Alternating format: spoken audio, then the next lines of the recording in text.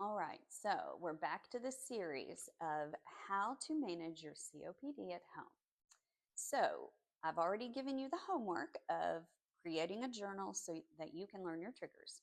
The next piece of homework that you have is you need to get with your healthcare provider to create a COPD action plan. They will know what you're talking about, okay? So COPD action plan. This is going to be a written out plan that you can hang on your refrigerator so that you know exactly what to do giving different circumstances, so that you'll know what to do if you feel like you're getting more short of breath. It just will literally take you through steps of what you need to do to manage your symptoms right there and then. So, some of the components of this, the very first thing is going to be your personal information. Now, you don't need to put your social security number or something like that on there, but you do need to put your name, your age. You want to make sure that all of your medications are listed on it. Make sure that they stay up to date. This is because if somebody needed to call an ambulance for you, or for some reason you were not able to speak and provide information, everything is on that list. So there aren't any questions that need to be asked. They can just treat you and help you. Okay.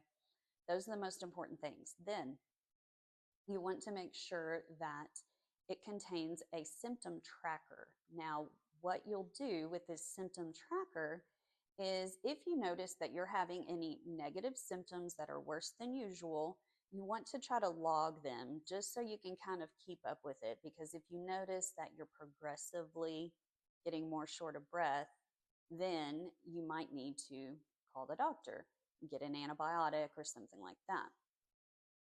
So you'll have the symptom tracker, and then under that, you're going to have action steps. So, steps that you need to take if your symptoms are progressing. Now, usually these steps start off with you want to take your rescue inhaler, then you'll want to do some breathing exercises.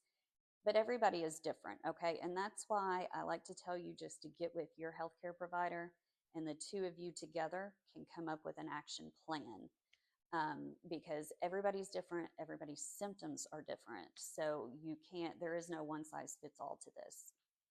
The next thing that's going to be on there is just daily management tips. So that way, if you're on your symptom tracker, you say, okay, my symptoms are getting worse. You've taken the action steps that it says.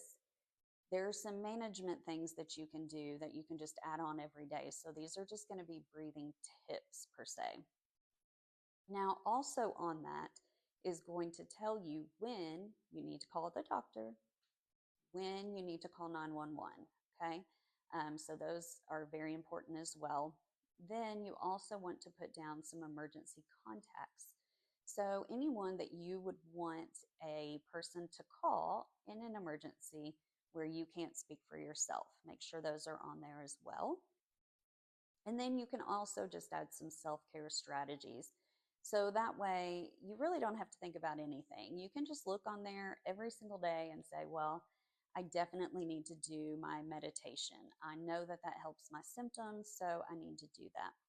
And you can literally put anything on there that you have noticed kind of decreases your anxiety, decreases your stress, and or helps with shortness of breath. So quite a long list of things that are on your action plan.